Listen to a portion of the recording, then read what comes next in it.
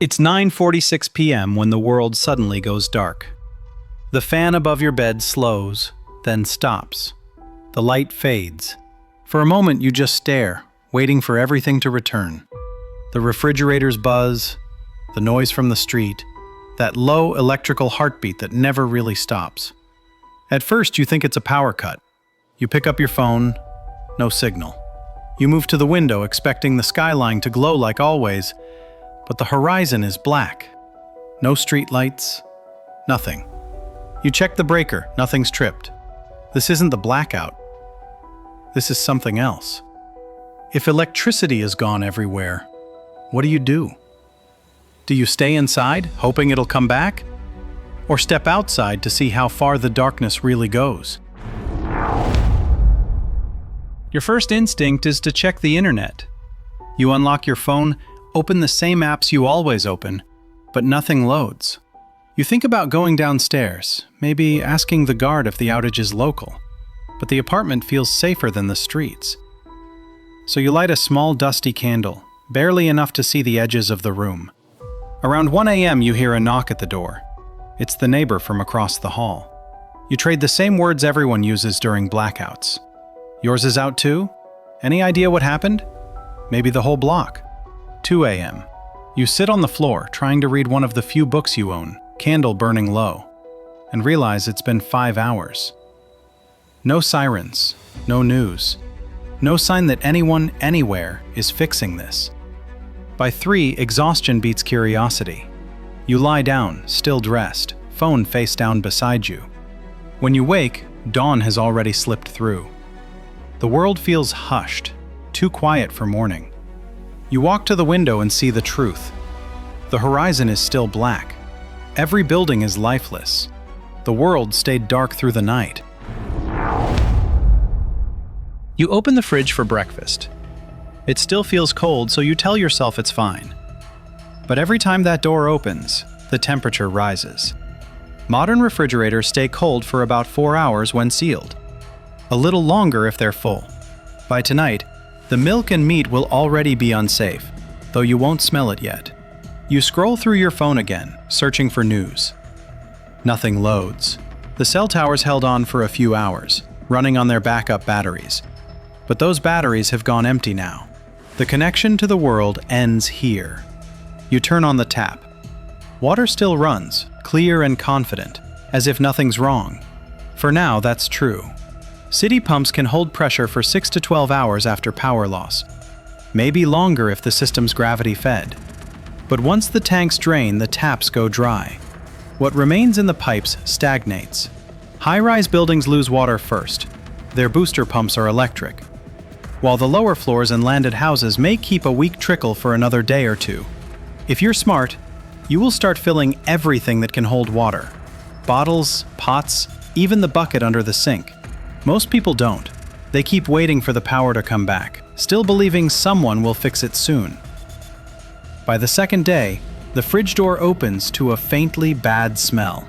You know what that means. Eat what spoils first. Keep what lasts. Cook once if you still have gas. And cook everything. Every hour you wait, another meal turns from food into waste.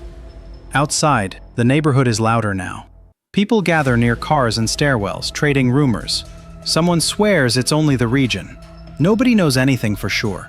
Cars and radios still work, but every frequency is static. Without communication, the city becomes a scatter of isolated pockets. Hundreds of small worlds, each guessing what the others are doing. If you still have running water, fill every container again. If not, you start looking up. At rooftops, at gutters, at clouds. Collect rain if it comes. Drain rooftop tanks if you can reach them. Boil it if you still have gas, because clean water will not last much longer. Expect the taps to run dry by day 3. A few older systems with gravity feed will hold pressure longer, but without disinfection, the water turns unsafe very fast. The food chain is collapsing quietly too. Supermarkets are locked. Their generators ran out of fuel overnight.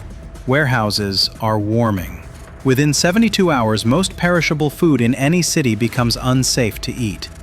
You still have dry goods, rice, noodles, canned food, enough to stretch for weeks if you're careful. But the real problem now isn't food. It's water. Humans can survive 3 weeks without eating, but only 3 days without drinking. Dehydration begins long before death, with the headaches, the dizziness, the foggy judgment that leads to bad decisions. This is the moment the divide appears. The people who prepared quietly are starting to live comfortably, moving through the silence with a calm routine. And the ones who waited for help began to panic, making desperate choices in a world that has already stopped listening to complaints. By the 4th day, the apartment smells of rotten food. Most homes are the same. Unless you had a serious pantry, the easy calories are gone now. The rule now is simple. Stay put until you have to move, for water, for calories, or for medicine. The streets aren't violent yet, only uncertain. Most people travel in daylight, bottles in hand, checking parks and public taps. Fuel is running low, so you ration fire. If your building uses piped gas, expect pressure to fade within a day or two. The compressors that push it through the grid are electric too. When you do need more supplies, move quietly. Avoid supermarkets. They draw crowds and fights. Search instead for forgotten places. Office kitchens, vending machines, daycare centers, small clinics, closed cafes. Most calories you'll find now come from cans, dry snacks, or pet food. You can live on 1 to 1,500 calories a day while stationary.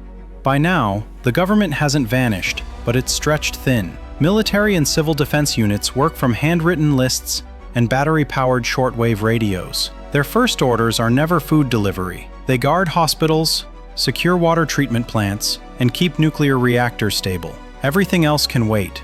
You'll start hearing engines again, convoys rolling through city centers, helicopters mapping damage. You might see posters or paper notices nailed to poles. Curfew, boil water, stay indoors after 6. That's the first real sign of authority returning. Relief trucks do exist, but they're few and surrounded. Most neighborhoods won't see one yet. Logistics collapse before generosity can begin. So you plan as if no help is coming, and treat any arrival of soldiers as information, not salvation.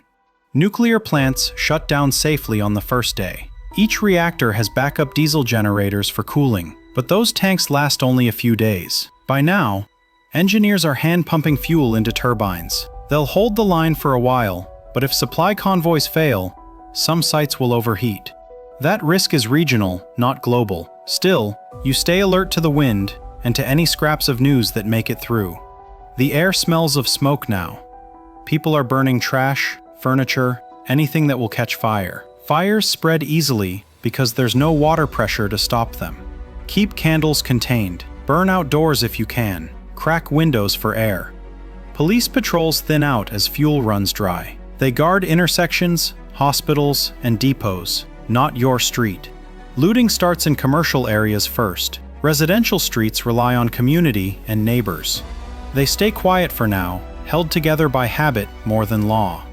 By the end of the first week, drains begin to stink. Without pumps, sewage rises through the lowest manholes and mixes with rain. The city's foundations start to rot from beneath. Sewage treatment plants and lift stations run on pumps. After 24 to 48 hours, manholes start leaking and drains back up. You're still alive. 2 weeks without electricity, and the city has stopped pretending it will come back. The crisis has turned into routine. People wake, work, sleep, and survive by candlelight. By now, the easy calories are gone. Most live on 1 meal a day. Starch, beans, pet food, anything that doesn't rot. Supermarkets were stripped in the first week, but small pockets of food remain. Cooking has become a calculation. Every flame costs something. Fuel is currency. A single pot of rice or soup can stretch through a day if you eat slowly. Vitamins and salt become treasures. Deficiency creeps in before real hunger even hits. No tap water runs anymore. Sewage spills into rivers and ponds. Surface water is dangerous. If you must drink it, add 2 drops of regular household bleach, the kind that says 5% sodium hypochlorite, for every liter of clear water. If the water looks cloudy, use 4 drops instead. Stir it well and let it sit for at least 30 minutes before drinking. The chlorine destroys most bacteria and viruses, even when the water isn't boiled. No bleach? Let the water stand overnight and pour off the clear top. Imperfect, but better than thirst. Cars still exist, but the network that fed them doesn't. Gas stations died with the grid, and the roads are graveyards of stalled vehicles. You can still try to siphon fuel, but it's rarely worth the effort. Modern cars block hoses with anti-siphon valves. Old ones hold contaminated gas, rust, water, or varnish that won't ignite cleanly. Engines also make noise, and noise draws attention. Illness grows quietly. Toilets don't flush. Waste accumulates in stairwells and alleys. Line a bucket with plastic, tie it shut, bury it far from any water source. Wash hands with boiled or treated water. Disease kills faster than hunger. By week 3, the highways are filled with people who leave the city, walking between dead cars, burning through their last supplies before finding anywhere better. Those who stayed have learned quiet efficiency. 1 match a day, 1 shared pot. What if electricity never comes back? A month has passed. The city around you feels like a shell that someone abandoned in a hurry, filled with objects that no longer do anything. The wires, the switches, the screens, all perfectly preserved, all perfectly useless. What moves now moves by hand, by pedal, by river, by horse. Every motion costs calories, and every calorie has to be earned. The old machines still exist, but the fuel that once fed them is gone, and without power to pump or refine it, the engines fall silent, one by one. Communication has collapsed into paper. People write again. Libraries have become the new servers, and anyone who can read or repair is suddenly valuable. Information no longer travels through cables but across landscapes, carried by couriers who know the paths. Food comes from soil again, not from shelves. The city cannot feed itself, so it begins to empty. Those who can walk long enough reach the edges, fields, rivers, small farms still able to work without pumps or fertilizer.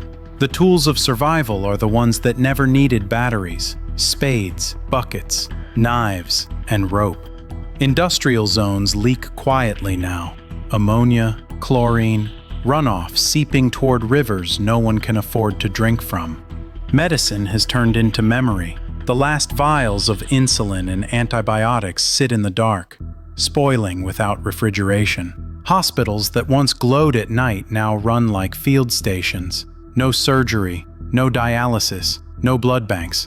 Only what a flashlight and steady hands can manage. Life expectancy is falling back toward what it was before germ theory, and infection has returned as the invisible predator it always was. Money stopped meaning much after the first week. Cards, apps, transfers, all gone. Value became physical again. A can, a knife, a day's labor. And yet, people adapt. They always do. Markets appear around wells. Workshops reopen with hand tools and scavenged metal. Children learn to fish, to repair. From space, if anyone were still up there to look, Earth would appear healed. No light pollution, no smog, the stars visible from every continent. The astronauts aboard ISS would call ground control again and again, and hear only static. The ISS runs on solar arrays, so it will keep generating electricity and attitude control for a while. With no communication and supplies dwindling, the astronauts would have to decide whether to attempt re-entry on their Soyuz or Dragon capsules. They'd have only basic landing coordinates and no recovery crews waiting, a blind descent into whatever's left below. If they stayed aboard, they'd die slowly of hunger or CO2 buildup. If they returned, they might survive landing but face an Earth with no infrastructure. A generation from now, people will speak of the time of light the way their ancestors spoke of myth, half remembered, half believed. Some will keep the broken phones and dead screens as relics, proof that the world once glowed at night. The question was never whether the lights could go out. They always could. The real question is, if they never come back, could we learn to love the world that remains?